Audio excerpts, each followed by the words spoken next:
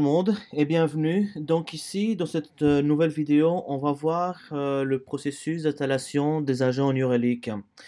Donc si vous voyez cet écran, ça veut dire félicitations, vous allez enfin pouvoir tester la solution New Relic dans votre environnement.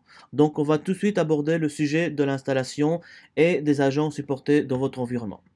Donc, quels sont les langages que New Relic supporte? Donc, nous, on supporte tous les langages les plus utilisés dans le monde de l'IT. Donc, Java, .NET, Node, Python, PHP, Ruby et Go.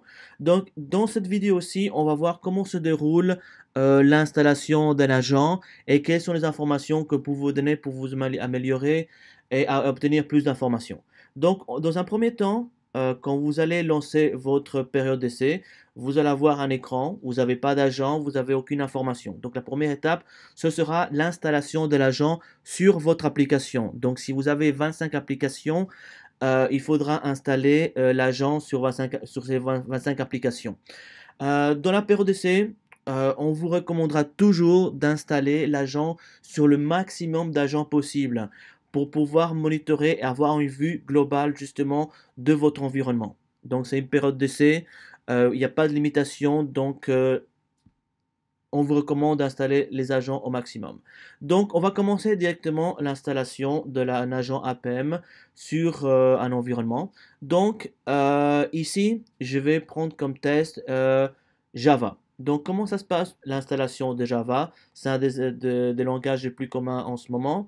Donc c'est très simple. Il suffit simplement de suivre le process, télécharger l'agent et directement effectuer l'installation. Donc vous allez avoir le process que ce soit sur Linux, sur Windows. Une fois que l'agent est installé, il suffira simplement d'attendre 5 minutes pour pouvoir voir les informations remonter dans la console APM. Donc voilà, donc c'est très simple. L'installation, évidemment, elle dépendra du langage que vous utilisez. Ce sera un peu plus long ou un peu plus court selon votre environnement. Deuxième chose qu'on va aborder également ici, c'est des questions que certains utilisateurs nous posent de manière très régulière. Donc, par exemple, une fois que j'ai installé mon agent, quelle est la ressource utilisée par ce dernier? Donc, la réponse est très simple, c'est que ça va dépendre également de votre environnement, de la puissance de votre environnement. Donc, ça va tourner aux alentours de 2 ou 3% de ressources de votre environnement. Deuxième question qu'on nous pose très souvent, c'est quel est le cryptage ou le port utilisé entre votre application et la solution New Relic. Donc c'est très simple, nous on utilise du 443, donc c'est encrypté, donc c'est le moyen le plus sûr pour transférer vos données métriques, donc uniquement des données métriques, entre votre environnement et la solution New Relic. Troisième question, quelles sont les informations que vous remontez entre la solution, entre mon environnement et New Relic? Donc nous, on remonte que les informations métriques de performance, transactions, erreurs, vitesse. Si vous voulez remonter des informations privées du type, je veux remonter également le nom d'utilisateur, l'adresse mail, des transactions financières, des adresses IP, à ce moment-là, il faudra effectuer un custom attribute qu'on verra ça dans une vidéo plus tard. Quatrième question, je pense, c'est ça. Est-ce qu'on peut créer des exceptions? Donc oui, donc dans New Relic, dans la configuration de l'agent, il est possible d'effectuer des exceptions. Par exemple, si vous savez que Java génère tout le temps une erreur, mais que cette erreur n'a aucun impact dans votre environnement et que vous ne voulez pas voir cette erreur-là présente dans votre solution New Relic, il suffit simplement de mettre une exception euh, dans la configuration de l'agent. Et donc, la dernière question, est-ce qu'il est possible de effectuer des configurations proxy, customiser le nom de l'application directement dans l'agent? Donc, la réponse est très simple, oui. Donc, je vous mettrai le lien dans la description de cette vidéo. C'est